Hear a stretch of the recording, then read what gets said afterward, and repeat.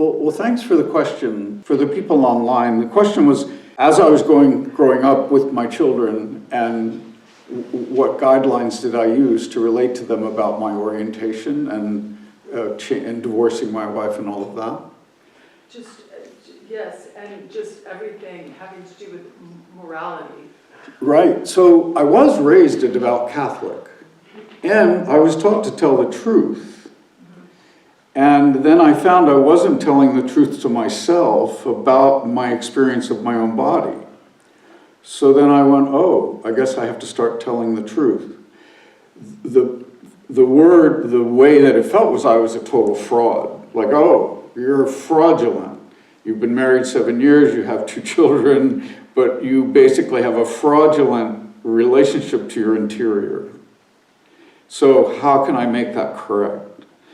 And I wasn't practicing Zen at the time, and I thought I was a devout Catholic, and then I got thrown out because I told my family and I told the parish I was in, and I told all of my Catholic friends that, oh, I've realized I'm gay and I'm going to have to divorce my wife, and I don't know what's in front of me, but I'm going to just start telling the truth. And immediately everyone said, don't tell your children, because Hesper was 9 and Aaron was 7, a daughter and a son. And I said, not tell my children? Seems like they're entitled to the truth. Their whole life is being shattered. And everyone, to the last person, said, don't tell them the truth. And I went, this is not an option. I just figured out I was a fraud. I'm hardly going to go back into being a fraud. So I took them aside and I said, you know, your mother and I are getting a divorce, and it's kind of complicated, but this is the reason. Your father's interested in men. He's just figured that out. If you have any questions, I'll try to answer them, you know. And they were 9 and 7, so how many questions could they have? But I said, I'm devoted to you guys. I'll be completely involved as much as I can with your everything else. And my kids were in Catholic school at that time. And it was horrible.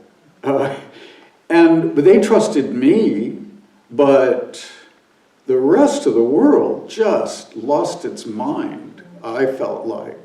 And 2 or 3 friends said to me, you know, you're the equivalent of a murderer or a rapist. And I said, I just don't see it that way. And they said, well, 3 or 4 years ago, it was illegal in the state of Virginia. This was in 1977, and they changed the laws like in 1968. So Richmond, Virginia is a very conservative place. But I trusted my children to know that I was devoted to them. My parents were always devoted to me. And I really tested them. They were really upset. They thought it was a complete mistake. I was totally confused. I needed therapy, I needed brainwashing, I needed something. But that didn't change how devoted they were.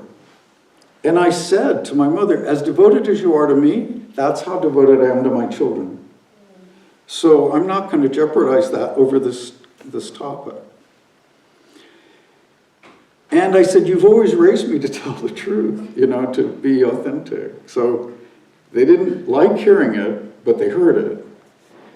My kids, it took a few years. About 3 years later, I was out with my son, and my son said, Dad, I was on the bus the other day, and the kids yelled out to somebody that this guy was a faggot.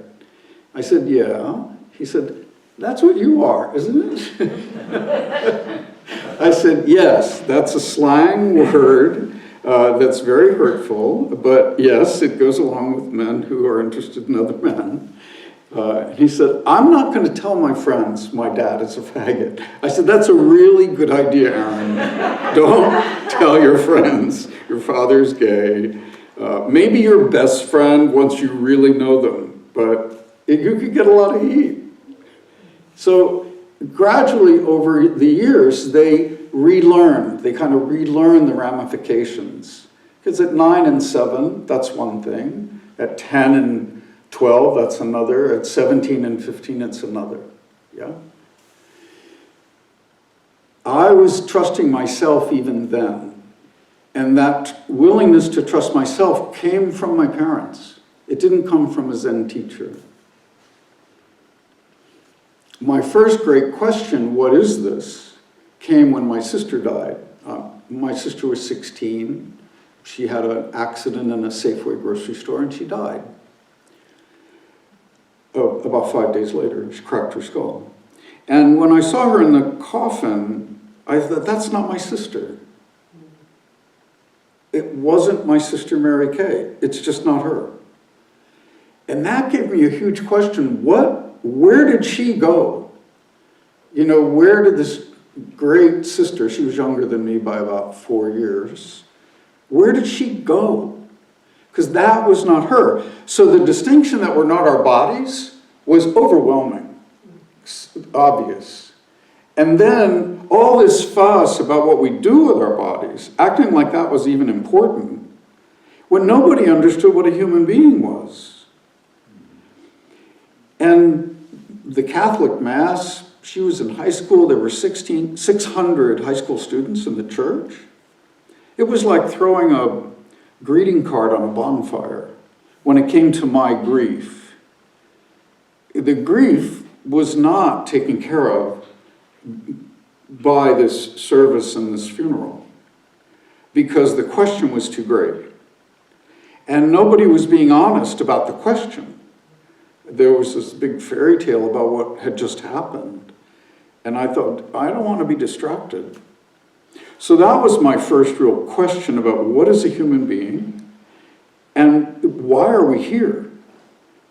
And that's the thing all of us need to have insight before it's our numbers up, in my view. So that motivated me to start looking around. It gave me a big question. And Zen meditation, Zen practice became a thing that I could actually use to look into what being a human being is.